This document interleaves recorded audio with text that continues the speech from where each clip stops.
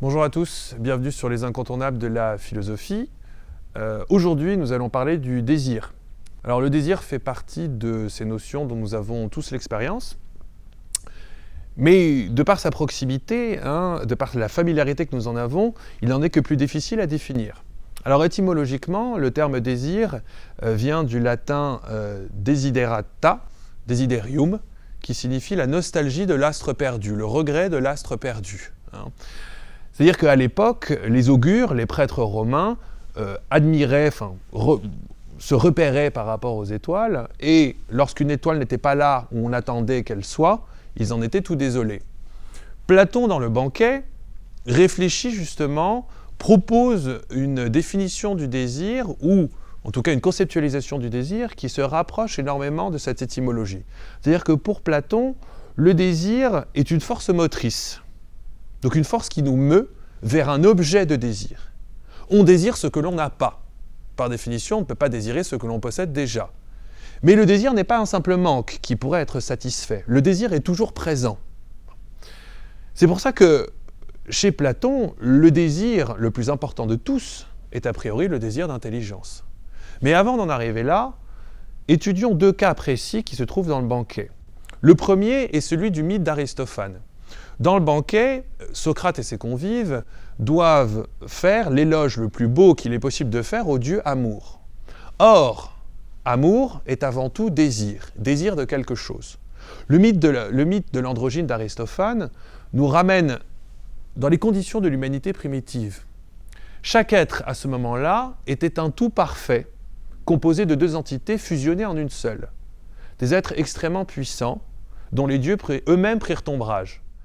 Zeus décida de les séparer avec la foudre, ce qui fait d'ailleurs que le coup de foudre, à l'origine, est plutôt une séparation qu'une réunion.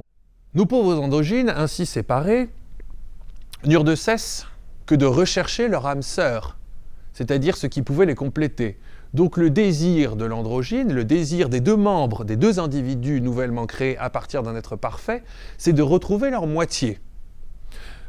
Zeus, prenant pitié de cela, décida de les rafistoler, de les réparer, en leur permettant de s'accoupler par le biais de l'acte sexuel et donc momentanément de réussir à renouveler l'union.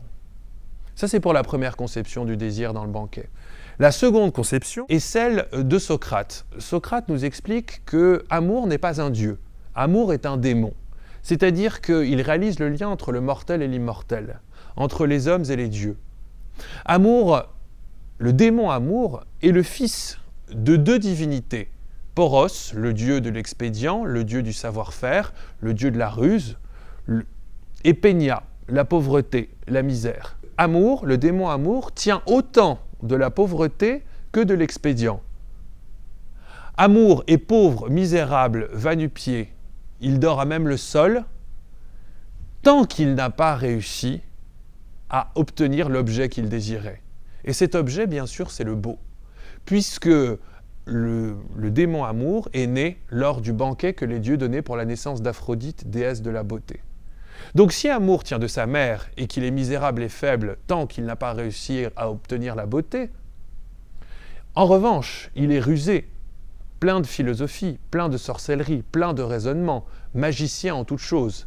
Il va pouvoir ourdir toutes les ruses et tous les stratagèmes pour réussir à faire sien la beauté incarnée par Aphrodite. Aristote envisage les choses d'un point de vue plus biologique, plus calqué sur les sciences de la nature. Pour Aristote, tout être vivant, que ce soit une plante, un animal ou un être humain, est parcouru par le désir. Dans l'éthique à Nicomaque, ainsi que dans son traité de l'âme, il évoque ce qu'il appelle la faculté motrice, la fonction motrice, la cause motrice de toutes nos actions. Et il constate que cette faculté, cette fonction, cette cause est le propre de tout être vivant.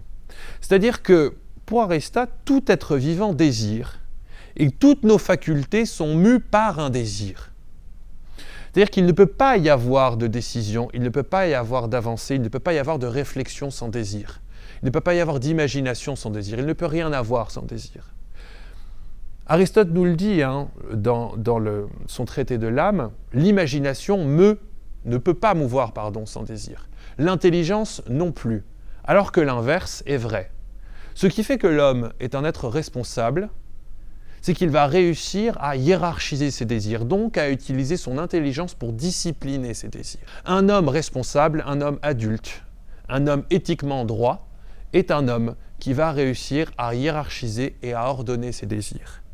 Enfin, pour terminer, quelques mots sur Spinoza. Spinoza, dans l'éthique, fait du désir l'essence même de l'homme.